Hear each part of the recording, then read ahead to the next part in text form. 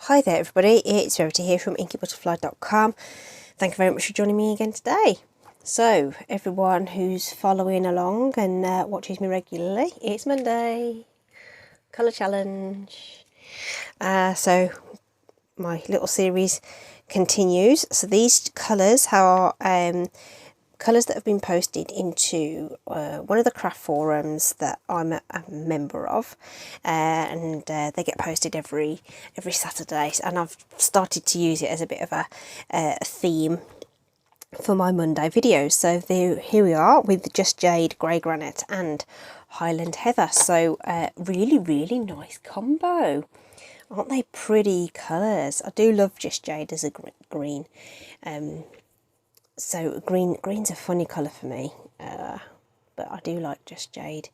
Grey Granite is a lovely warm grey that was introduced a couple of years ago, and then an old favourite of Highland Heather. Everyone loves Highland Heather. Okay, so we're using Timeless Tulips. This is a carryover set that we've got, and it has a coordinating tulip builder punch, so that's really cool.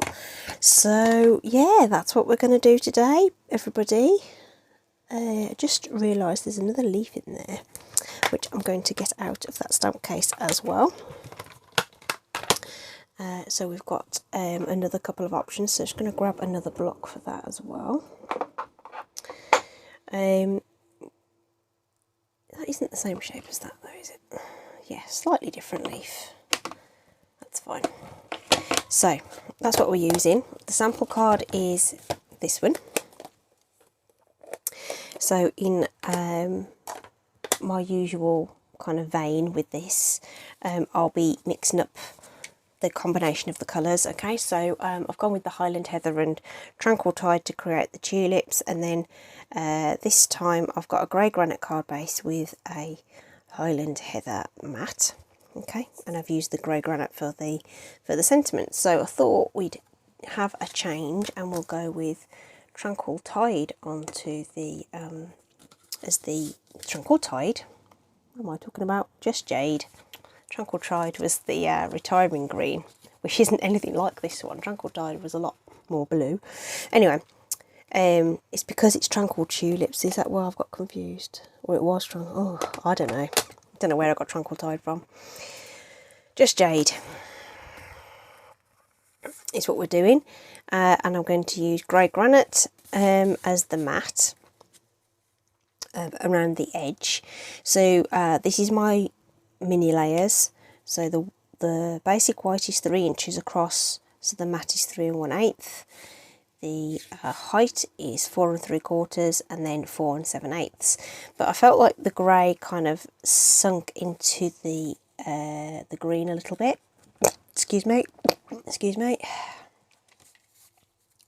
Ooh, and again. So I'm adding an extra layer of the white just to make that ping a little bit, and I think that really helps. So that's a little tip if you've got colours that are sort of tonally quite similar and you want a little bit more impact behind them, and that extra 1/8 of an inch layer behind can make them pop out. So that's going to be 3 1/4 by 5. Okay, so those are my layers that I am using today. Alright, so we're just doing our stamping onto this bit. All we need to do is stamp the stems and the leaves onto here. The rest is going to be cut and punched and added on afterwards. I am going to bring in just some scrap paper that I've got lying about, just to do that. However, what I do want to do is punch out my tulips so that I know where my stems need to be. Okay, so I've just got a scrap of Whisper White there. I'm going to bring in the Highland Heather ink pad. So the Timeless Tulip stamps are distinctive, so they will have a lovely layer of detail, actually kind of designed into the stamp, which is just phenomenal. I mean, that's just so beautiful, isn't it? You get all those lovely striations onto those onto those images without even trying, just how it comes out. Isn't that just amazing? Yeah. Of course, you can have all kinds of fun with daubers and all sorts of things to get like a gradiated colour. And tulips come in all sorts of colours.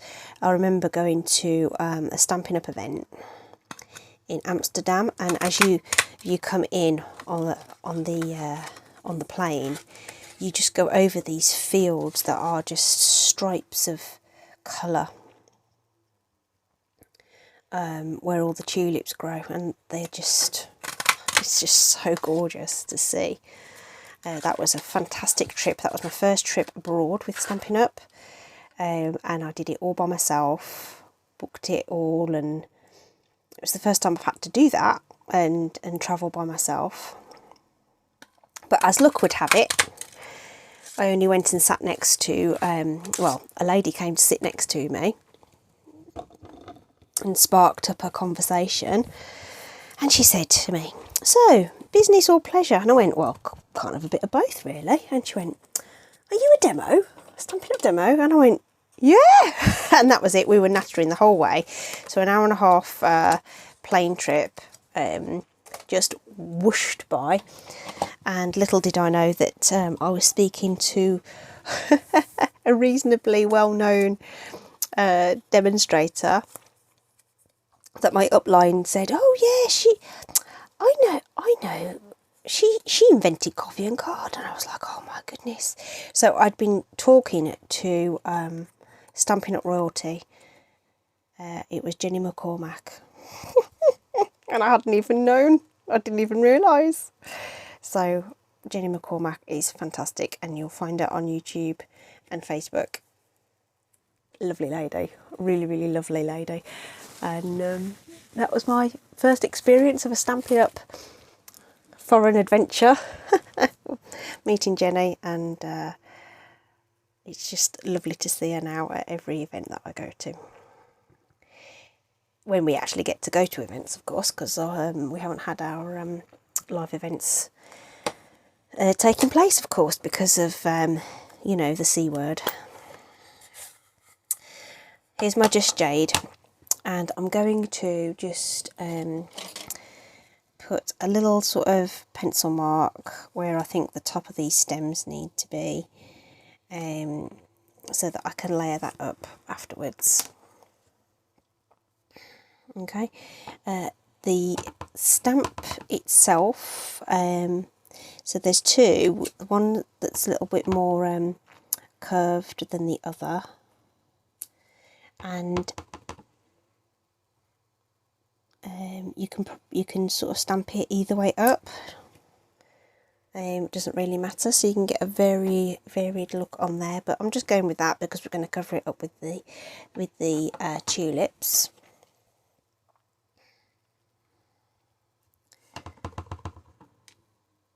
And we're going to stamp in some leaves as well, and some of these are going to go off the page. These leaves are interesting as well because you can actually stamp these either way up as well. They probably look more natural in certain orientations than they do in the others. And this one's a bit of a skinnier leaf, so let's see how this one fares over here. And it doesn't matter if it goes off the page at all. Might have one that's sort of coming in from the bottom as well, overhanging that stem somewhat.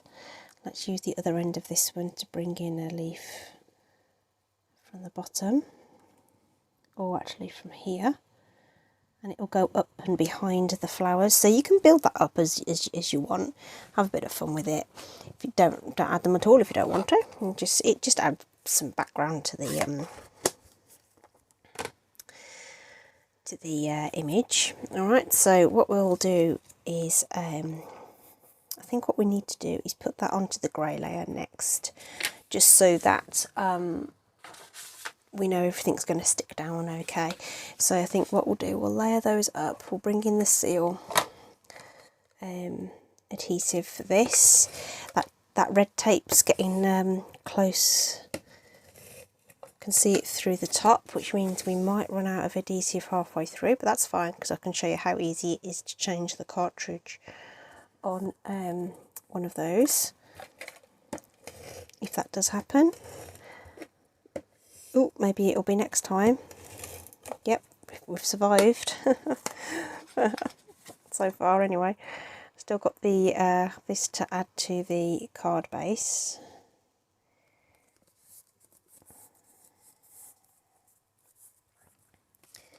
Okay, let's see. Oh, no, we've got there.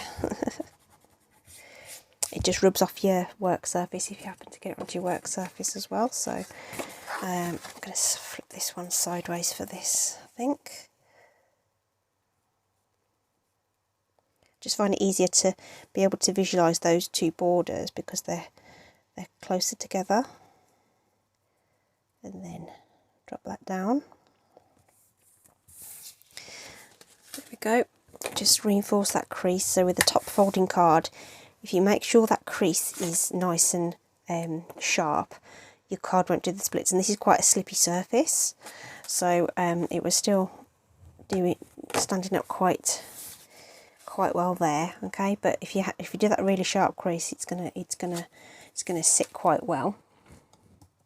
But so this is very slick, so anything has a bit of a trouble on that one. So one of my tulips I'm going to put some dimensionals onto, and the other two are just going to have a bit of seal. Will it last? Will it last? Yeah, it will.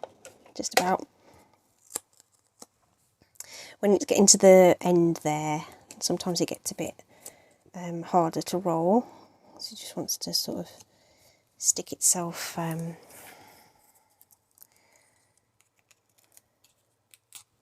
not stick itself, it just sort of gets harder to run when it's getting to the end. Okay, and then this one on dimensionals is going to go towards the front, so just positioning those appropriately onto those stems, and just that middle one just gives it a little bit of dimension and brings it forward onto the card. Okay, and then we just need to add our sentiment. Now there's quite a lot of green going on, not much. Actually, yeah, I think we will stick with the grey granite because we haven't used the grey granite ink, and we'll use this lovely sentiment. The other sentiments in this set, we've got some Easter and get well soon and things like that, but this one is a nice generic uplifting sentiment in my opinion. So what a beautiful difference a single life makes. Now isn't that lovely for what's going on at the moment as well? So we can get that punched out, and this is the tailored tag. This fits in there just lovely, straight as you want it, or not, as the case may be. You know, if you don't want it bang in the middle, don't put it bang in the middle. That's absolutely fine. A couple of dimensionals are going to go on the back of that, and I'm going to bring in a couple of bits of this lovely grey granite ribbon that we've got, sort of a shimmer ribbon. So we can, I'm going to do a couple and crisscross them over the top of the card. So just pop in some of that on there.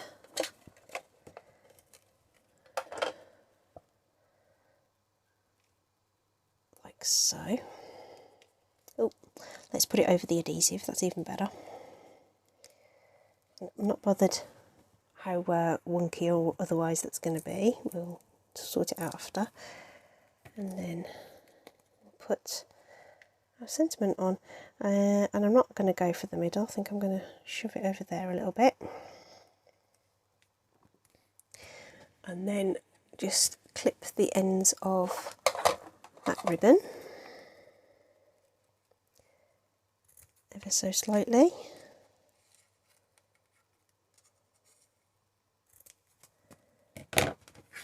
And there we are. All done. Quick as a flash, really nice simple card with those three colours. different way of doing your ribbon as well. So I hope you've enjoyed that. Obviously all the products I've used are going to be linked in the description. I'd love to know what you think, and I'd love to see if you give it a try. Thanks ever so much for joining me again today. Stay safe, everyone. Bye bye.